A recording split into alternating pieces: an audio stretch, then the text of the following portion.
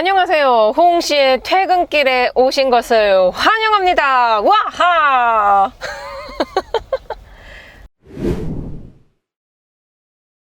진짜로 지금 퇴근하는 중이라 가지고 해가 질락말락 하고 있어요. 그리고 갑자기 이렇게 오프로드는 아니지만 이렇게 시골길이 저를 반겨주고 있습니다. 컨트리. 제가 또 시골을 좋아하거든요. 진짜 아무 말인데 이렇게 좁은 길로 오니까 인포테인먼트 전방에 이렇게 탑뷰 360도 어라운드 뷰로 갑자기 보여주고 있습니다. 여기가 길이 진짜 안 좋거든요. 지금 비포장 도로인데 그냥 간이식으로 길을 만든 거예요. 그리고 갑자기 이렇게 굴다리, 근데 어렸을 때 막 시골 가면 이런 굴다리 있으면은 되게 무서운 언니 오빠들이 있었거든요. 그래서 야 너 얼마 있어 막 이러고 아무 말 대잔치이죠. 아무튼 저는 이 BYD의 신차인 지원 활성화가 현재 금지되어 있습니다. 아니야 미안해 sorry. 어머머머 이렇게 BYD라고 말하면 안 되겠다. 아무튼 이렇게 또랑길과 함께 어머 여기 장난 아닌데 여기 또랑에 빠지는 거 아니야? 또랑에 안 빠졌어요. 세상에 나의 신들린 핸들링 너무 좋아. 아무튼 저는 BYD의 신차 C-라이언 7 차량을 타고 있습니다. 여태까지 이 BYD의 차량들 같은 경우는 소형 SUV인 아토3가 있었고요. 또 몇 달 전에 출시가 되었었던 중형 전기 세단인 실이 있었습니다. 실은 제가 용인 서킷에서 약간 뭐 트랙 주행을 했거든요. 근데 아무튼 뭐 트랙 주행을 해도 나쁘지 않은 전기 세단이었다라는 느낌이 들었고, 제가 타고 있는 이 C-라이언 7은 중형 전기 SUV입니다. 일단 이제 차체가 커졌잖아요. 그래서 그런지 차체에서 오는 여유로움이 있습니다. 그리고 마침 또 이렇게 방지턱 넘었을 때 확실히 중형급 오면 있잖아요. 세단도 그렇고 SUV도 그렇지만 중형급부터가 저는 여유롭게 타기 좋은 세그먼트라는 생각을 합니다. 소형도 괜찮고 준준형도 괜찮아요. 근데 중형급으로 오면은 사실 아쉬울 수 있는 포인트가 거의 없어져요. 그래서 나는 좀 차를 오래 탈 거다 하시는 분들은 뭐 자꾸 이렇게 막 기변하지 말고 아싸리 그냥 처음부터 중형급으로 가라 라고 제가 추천을 드리는 이유가 이런 거예요. 자, 그리고 저는 좌회전을 위해서 제가 깜빡이를 켜뒀거든요. 혹시 소리 들리세요? 자동차 깜빡이에서 들을 수 있는 사운드가 아니에요. 이거는 제가 가장 비싼 사운드를 어디서 들으냐면은 초인종, 이제 남의 집 이제 들어갈 때 이제 초인종을 누르잖아요. 그때 들을 수 있을 법한 사운드다 라고 느껴집니다. 요게 자동차에서 되게 신기한 사운드지 않아요? 띵동 띵동. 아무튼 제가 타고 있는 C-라이언 7은 전기 SUV입니다. 그러다 보니까 배터리가 들어가 있고 전기 모터로 구동이 되는 차량입니다. 그리고 한국 시장에는 싱글 모터 후륜구동, 싱글모터 단일 사양이 출시가 됐고요. 해외 같은 경우, 뭐 해외라 해봤자 중국밖에 없긴 하지만 해외는 이제 고사양인 AWD 모델이 있습니다. 걔는 또 옵션이 더 많이 들어가 있어서 막 HUD 있고, 뭐 브랜드 스피커 들어가 있고, 뭐 별게 다 들어가 있더라고요. 아무튼 한국 시장 같은 경우는 어떻게 보면은 스탠다드 트림이 들어온 거죠. 그래서 82.5kW LFP 배터리가 들어가 있어서 주행 가는 거리는 한국 시장 기준으로 398 정도를 인증을 받았습니다. 어떻게 보면은 배터리가 82.5kW나 들어가는데 주행 가는 거리가 300km대야. 좀 아쉬울 수밖에 없잖아요. 그리고 현재 제가 타고 있는 차량도 배터리가 57%가 차 있거든요. 그랬을 때 228km를 갈 수 있습니다. 그러니까 지금 정확히 또 50%가 아니라서 계산이 좀 애매해지긴 하지만 실제 인증받은 주행 가는 거리보단 조금 더 갈 수가 있는 거죠. 그러니까 400km 초반대 정도 갈 수 있는 겁니다. 그래서 요즘 소형급 전기차들이 이제 롱레인지 말고 스탠다드로 갔을 때 300km대 정도를 주행을 할 수가 있거든요. 근데 거기서 뭐 롱레인지 들어가고 그러면은 좀 더 주행 가는 거리가 늘어나긴 하지만 확실히 얘는 지금 리튬 인산철 배터리가 들어가 있단 말이에요. 그래서 그런지 3원계 NCM 배터리하고 비교했을 때 주행 가는 거리가 용량 대비 많이 나오진 않는다라고 느껴집니다. 아무래도 에너지 밀도가 다르니까 뭐 어쩔 수는 없겠죠. 대신 과거와 비교해 비교했을 때 이 리튬 인산철 배터리가 저온에서 주행 가는 거리가 굉장히 차이가 많이 났습니다. 그래서 막 우리나라 겨울에 진짜 춥잖아요. 막 코랑 막 진짜 귀가 떨어져 나갈 것 같은데 그런 날씨에서는 요 LFP 배터리가 주행 가는 거리가 거의 반토막이 났거든요. 이거는 이제 몇 년 전 이야기고, 요즘은 또 이제 이 LFP 배터리가 또 기술이 좋아져가지고 저온에서도 주행 가는 거리가 실온에서만큼 잘 나온다라고 합니다. 갑자기 또 이렇게 비가 오네요. 아니, 오늘 이 촬영의 비하인드 스토리를 여러분들께 말씀을 드리고 싶었어요. 본편을 보시면은 어머, 큰일 날 뻔했어. 지금 비가 와가지고 와이퍼를 작동을 시켜야 되잖아요. 근데 요 시라이온 7은 와이퍼를 좌측에 이 레버 뒤쪽에 아주 조금만 이렇게 툭 튀어나온 거 있거든요. 요걸로 해야 됩니다. 근데 저도 모르게 습관이 되게 무섭잖아요. 저도 모르게 이 칼럼식 기어를 만졌어요. 큰일 날 뻔했네. 그래서 오늘 촬영 비하인드 스토리를 잠깐 말씀드리자면은, 이제 본편 촬영을 하려 나가려고 했거든요. 근데 정말 하늘이 뚫어진 줄 알았어요. 진짜 이거 건물이 이거 박살나는 거 아닌가 싶을 정도로 폭우 세상에 그런 폭우가 없어. 그냥 화다다다다닥 내려가지고 앞이 안 보일 정도고 제 우산이 박살났거든요. 진짜 그 정도로 비가 많이 와가지고 어머, 오늘 촬영을 못할 것 같다라는 생각이 들었어요. 그래가지고 스튜디오를 예약했거든요. 차량 진입이 가능한 스튜디오. 근데 진짜 웃긴 게 스튜디오를 딱 도착하니까 비가 멈춘 거예요. 겠더라고요. 근데 이미 예약을 했으니까 가야 되잖아요. 그래서 본편 시승기를 보면은 제가 이렇게 서 있을 때는 뭐 외장 디자인 어떻고 내장 디자인 어떻고, 그때는 스튜디오에서 촬영을 했습니다. 그래서 훨씬 더 쾌적하고 예쁜 배경에서 촬영을 하긴 했지만 그만큼 지출이 있었다. 아니, 요즘 날씨가 진짜 종잡을 수가 없습니다. 비 온다 그랬는데 안 오고, 비 안 온다 그랬는데 갑자기 폭우 내리고, 그래서 애꿎은 내 우산 고장나고 박살나고 찢어지고 뜯겨지고, 정말 제 마음도 같이 뜯겨 나갔어요 오늘. 아무튼 그랬습니다. 저의 하소연. 다시 본론으로 돌아와서 저는 지금 BYD의 시라이온 7 중형 전기 SUV를 타고 있는데요. 방금 전까지는 약간의 곡선 주로를 주행을 했습니다. 요랬을 때에도 사실 성능 자체가 부족하지가 않거든요. 그리고 아무래도 중형, 그러니까 D 세그먼트에 해당하다 보니까 공간도 넓고, 그래서 패밀리카로 사용해도 괜찮겠다 싶더라고요.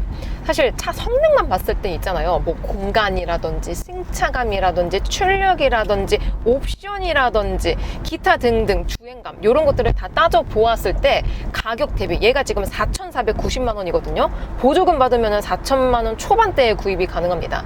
아무튼 4천만 원 초반대에 구입이 가능한 중형 전기 SUV 중에서는 가성비가 좋기는 하잖아요. 근데 막상 내가 사려고 했을 때 가장 걸림돌이 되는 게 메이드 인 차이나인 거죠. 브랜드도 한국 브랜드가 아니고 중국 브랜드잖아요.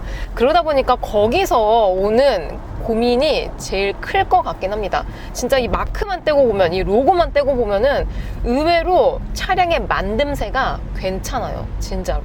그래서 어떤 분들은 아니 도대체 돈을 얼마를 받았길래 막 그래 중고차가 좋다고 그렇게 막 하는 거냐 하는데, 저 돈 안 받았습니다. 차량만 지원을 받았고요. 돈은 안 받았습니다. 심지어 충전도 제 돈 주고 해야 돼요. 제 돈 주고 해야 됩니다. 돈 안 받았고, 저는 이제 6년, 거의 지금 만 횟수로 7년 동안 수백 대의 차량을 타면서 수많은 브랜드의 차량들을 타면서 빅데이터가 엄청 많이 쌓였을 거 아니에요. 그러니까 진짜 차 성능, 자체로만 보자면 퀄리티가 결코 나쁘지는 않습니다. 나쁘지는 않아요. 다만 이게 중국 브랜드이기 때문에 나중에 차를 팔다가 언젠가는 팔 거 아니에요. 중고차로. 그랬을 때 제 값을 못 받을 확률이 굉장히 크고, 일단 그게 가장 큽니다. 그리고 두 번째로는 AS. 제가 최근에 이 BYD 서비스 센터를 방문을 했었거든요. 근데 나름 또 고급스럽고 괜찮더라고요. 갔더니 뭐 안마의자도 있고, 뭐 다과상 막 준비되어 있고, 막 극진 대우를 받고, 그래서 생각보다 뭐 현대기아라든지 르상쉐 이런 서비스 센터보다 고객을 조금 더 잘 대우를 해주는구나 라고 느껴졌지만, 막상 또 수리비라든지 아니면은 부품값 뭐 이런 것들은 제가 실제 실제 오너가 돼봐야지 알 것 같습니다. 아무튼 AS도 어떻게 보면 살짝 걸릴 수 있을 만한 요소라는 생각이 들기도 했고, 세 번째는 그 돈씨예요. 그러니까 차를 바꾸거나 사면은 이제 주변에 뭐 말을 할 수도 있잖아요. 아, 나 뭐 어떻게 해갖고 뭐 차 바꿨다. 그러면 뭐 바꿨냐라고 물어볼 거 아니에요. 그럼 C라이온 7으로 바꿨다 할 때, 야, 그 돈이면은 왜 중국 차를 타냐? 그 돈이면은 뭐 BMW, 그 돈이면 벤츠, 그 돈이면은 뭐 아이오닉, 이런 식으로 자꾸 그 돈씨가 외부 사람, 그러니까 주변 사람들이 계속 말을 하니까 거기서 오는 스트레스도 만만치 않을 것 같다라는 생각이 들었습니다. 그러니까 제가 이 BYD 차를 샀을 때 가장 걸림돌이 될 수 있는 요소가 딱 그 세 가지가 있을 것 같아요.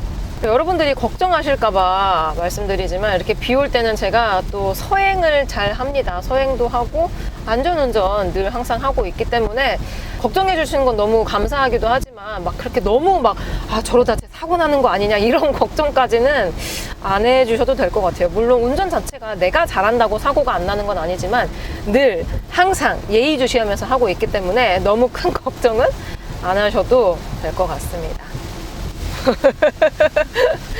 말 끝나기 무섭게 하늘이 제 말을 듣고 있는 것 같아요. 그래서 비가 안 올 것 같네 하면은 비가 미친 듯이 내리거든요. 그리고 이제 뭔가 비가 좀 많이 올 것 같아 하면 또 비가 갑자기 안 내리고, 약간 저 몰래 카메라를 하고 있는 것 같기도 해요. 그래서 이렇게 비가 오면은 조도가 낮아지잖아요. 그러니까 하늘이 좀 뭔가 어두워집니다. 그래서 앰비언트 라이트가 아주 잘 보이죠. 이 C라이온 7은 앰비언트 라이트를 128가지를 세팅을 할 수가 있다라고 합니다. 그리고 이 크러쉬 패드 대시보드 쪽을 포함해서 센터 쪽과 함께 도어 쪽, 또 안 보이긴 하지만 요 센터 아래쪽에도 같이 무드램프가 들어오거든요. 아무튼 요게 노래방처럼, 노래방 가면은 막 계속 미러볼이 움직이잖아요. 그 이렇게 색깔 나오는 게. 노래방처럼 색깔이 변합니다. 이 RGB 컬러가 쭉 바뀌면서 뭐랄까 노래를 한 곡 뽑아야 될 것 같은 실내긴 해요. 그래서 실제로 이 인포테인먼트 시스템에 기본적으로 노래방 어플이 깔려 있습니다. 그리고 마이크도 이게 돈 주고 옵션을 추가를 해야 되는 건지 안 되는 건지 모르겠지만 아무튼 마이크도 있거든요. 그래서 그 마이크를 가지고 노래를 부르면은 노래방을 안 가도 된다라는 장점을 또 가지고 있습니다. 뭔가 이런 노는 거 좋아하시는 분들은 또 괜찮은 차량이 될 수도 있을 것 같아요. 근데 제가 몇 달 전에 중국을 갔었거든요. 일 때문에. 그래서 막 우버도 부르고, 그러니까 택시 그런 것들을 불렀는데, 우버 같은 거를 부르게 되면은 어떤 차가 올지 몰라요. 타봐야 압니다. 그리고 어플에도 보여주긴 하는데 대충 보여져가지고 잘 몰라요.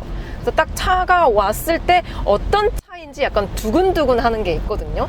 5, 6번 정도를 탔는데 그러니까 딱 한 번은 폭스바겐 차량이었거든요. 아테온. 걔 빼고는 다 이제 중국 자체 브랜드 전기차였습니다. 중국 같은 경우는 전기차 브랜드가 100가지가 넘거든요. 그래서 진짜 듣도 보도 못한 막 차들이 진짜 많아요.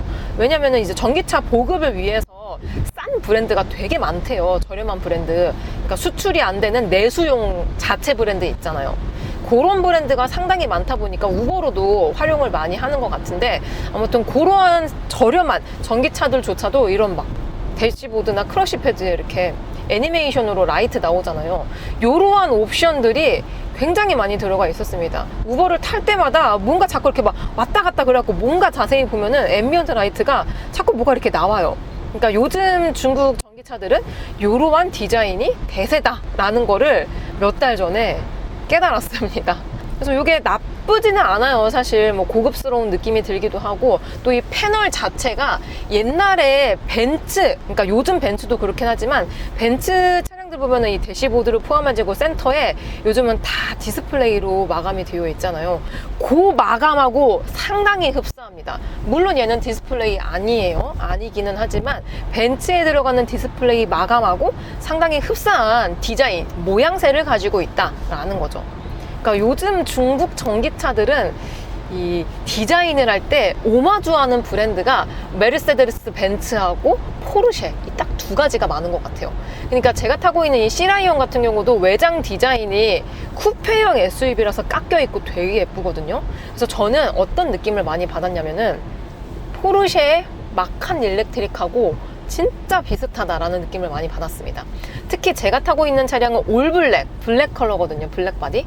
블랙 바디라서 조금 조금 더 뭔가 고급스러운 느낌이 들어가지고 야 이거 차 알못이 보면 이거 포르쉐인 줄 알겠다 이 생각이 딱 들더라고요.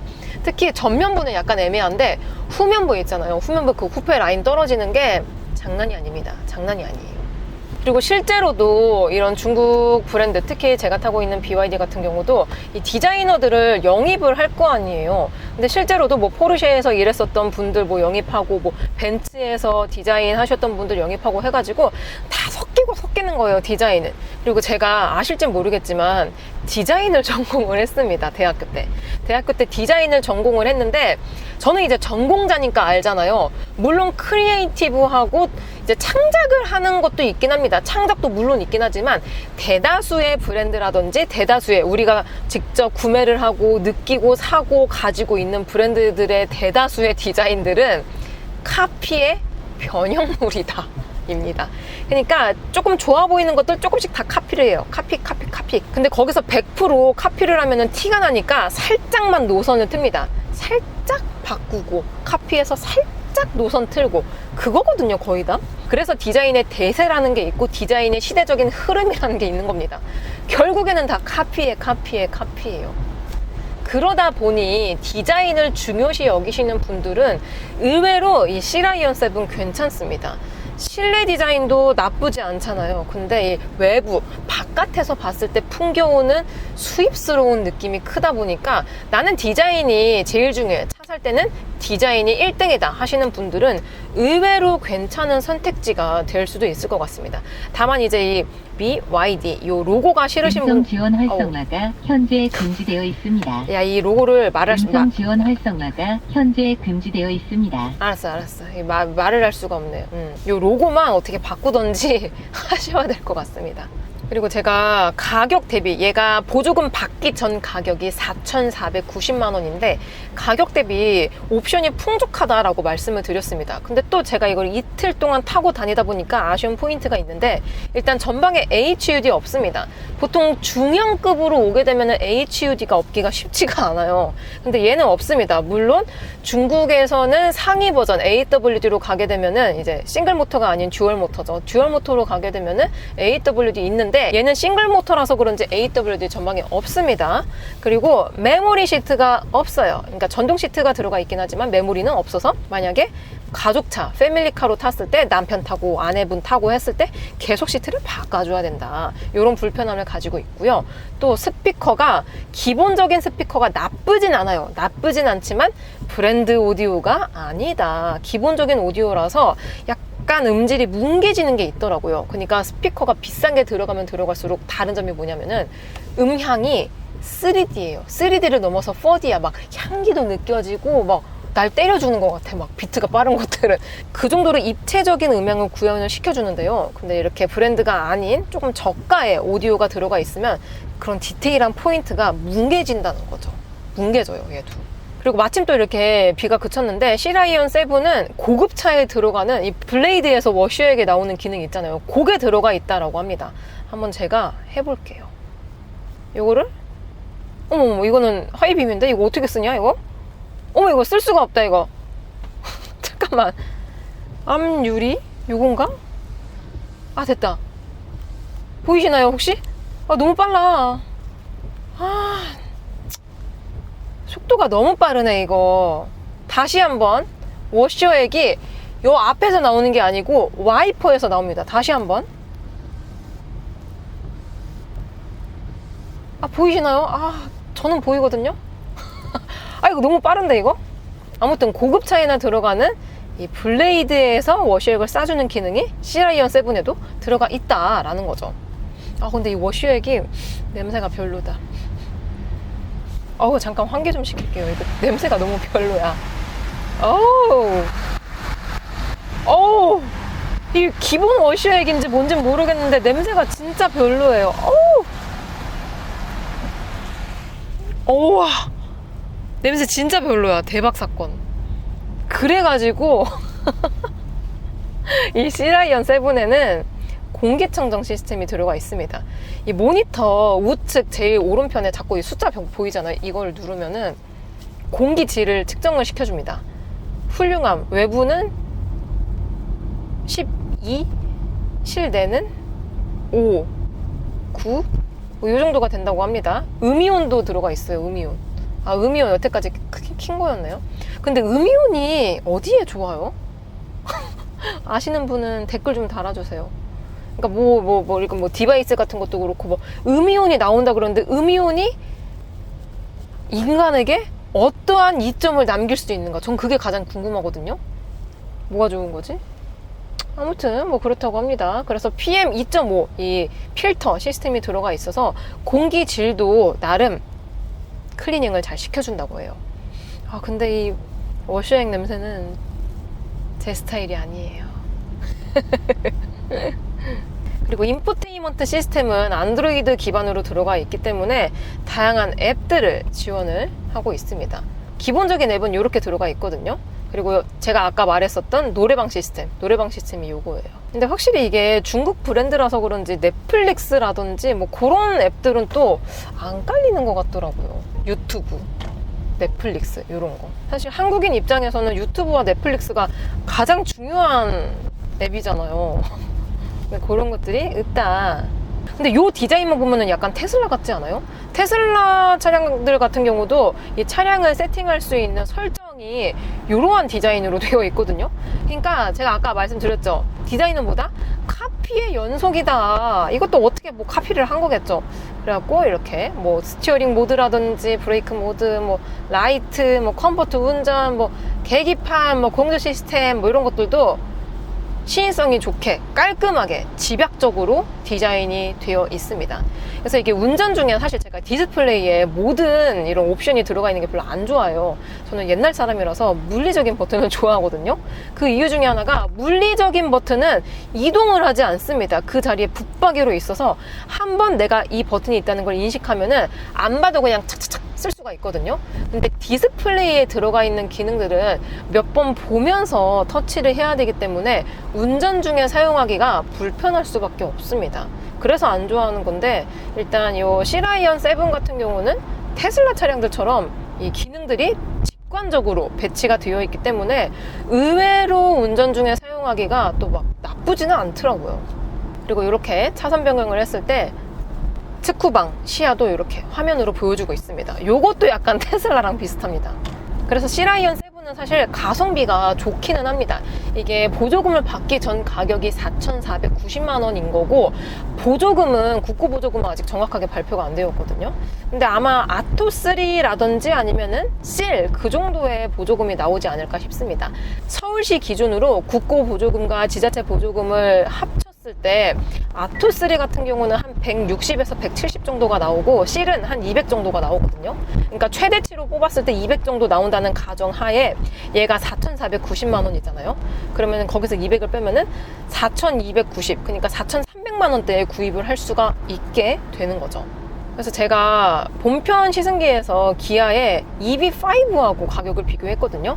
왜냐면은 EV5는 기본 가격, 걔도 이제 트림이 3가지가 있는데 가장 깡통 트림, 에어가 있거든요. 에어 기준으로 봤을 때 걔가 4,800만 원입니다. 그러니까 제가 타고 있는 시라이언하고 비교했을 때 400만 원 정도가 비싸죠. 다만 현대기아 전기차는 뭐다? 보조금이 많이 나온다. 제가 봤을 때는 EV5도 아직까지는 보조금 발표 안 됐거든요. 근데 제 예상으로는 한 600 나올 것 같아요. 그러니까 600이 나오게 되면은 결과적으로 또 실구매가가 4천만 원 초반대가 됩니다. 비슷해지죠, 시라이언 7이랑. 그래서 뭔가 가격적인 진입 장벽은 시라이언 7이 나쁘지는 않습니다. 나쁘지는 않아요. 다만 이제 아까 제가 초반에 말씀드렸었던 브랜드 네임밸류라든지 AS라든지 중고 감가 방어라든지 주변에서의 그 돈씨 너 왜 그거 샀냐, 요것만 잘 견딘다면 괜찮지만 만약에 그 3가지를 못 견딜 것 같다 하시는 분들은 다른 브랜드의 전기차가 훨씬 낫습니다. 그리고 저는 지금 강변도로를 타고 있기 때문에 주행보조 기능을 켜보겠습니다. 현재 주행보조 기능 활성화를 시켜뒀고요. 차선 보조와 함께 특후방 이런 경고까지 다 지원이 됩니다. 그래서 이 ADAS 버튼을 누르면은 이렇게 안전보조 다양한 거 들어가 있거든요. 그리고 주차보조도 지원이 됩니다. 클러스터를 보면은 얘가 점선 구간인지 실선 구간인지 이런 것들을 표시를 해주고 있거든요. 근데 약간 아쉬운 포인트가 뭐냐면은 곡선로 구간, 요즘은 진짜 막 HUD도 해가지고 막 곡선로 구간 이런 거 다 알려주고 있거든요. 근데 그러한 디테일한 포인트들은 아직까지 놓치는 게 많습니다. 그리고 전방에 뭐 SUV인지 세단인지 트럭인지 이런 것들도 표시를 안 해주고 그냥 차가 있다 요 정도만 알려주고 있어요. 그래서 에이다스의 기능은 타 브랜드하고 비교했을 때 거의 비슷한 수준을 가지고 있긴 하지만 이런 인포테인먼트 상에 느껴지는 UI 이런 것들은 살짝 부족하다라고 느껴집니다. 그리고 조금 더 아쉬운 포인트가 뭐냐면은 요즘 전기차들은 가상 사운드 시스템 들어가 있잖아요. 근데 제가 타고 있는 C라이언은 없습니다. 없어요. 그래서 이게 왜 안 좋냐면은 주행 중에는 조용한 게 좋을 수도 있겠지만 이면도로, 그러니까 자동차와 보행자가 같이 다니는 복잡한 도로 있잖아요. 복잡한데 그런 데를 갔을 때에는 차 자체에서 아무런 소리도 안 나다 보니까 사람들이 차가 오는지 전혀 몰라요. 전혀 모릅니다. 그렇다고 크락션을 누를 수가 없잖아요. 그러다 보니 서로 놀라고 불편한 상황들이 생기더라고요. 그래서 그거는 살짝 아쉬웠습니다. 뭔가 이런 사운드 시스템을 넣어도 됐을 텐데 왜 안 넣었을까요? 그건 살짝 의문입니다. 그리고 현재 배터리가 53%가 차 있는데 그랬을 때 주행 가는 거리가 209km라고 나오거든요. 그러니까 정확한 50%가 아니긴 하지만 그래도 100% 완충했을 때에는 거진 한 400km 정도는 달릴 수가 있는 거죠.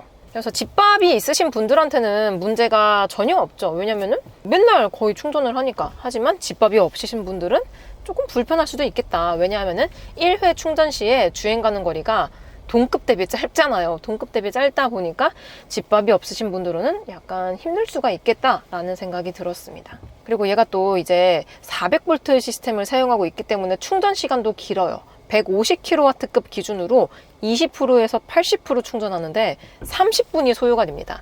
극단적인 예로 현대기아 전기차 중에서 이 GMP 플랫폼, 전기차 전용 플랫폼을 가진 차량들 중에서 전륜 말고 후륜 기반에 들어가는 800V 충전 시스템 사용하는 차들은 10%에서 80%까지 이제 초급속 충전 기준이에요. 350kW급.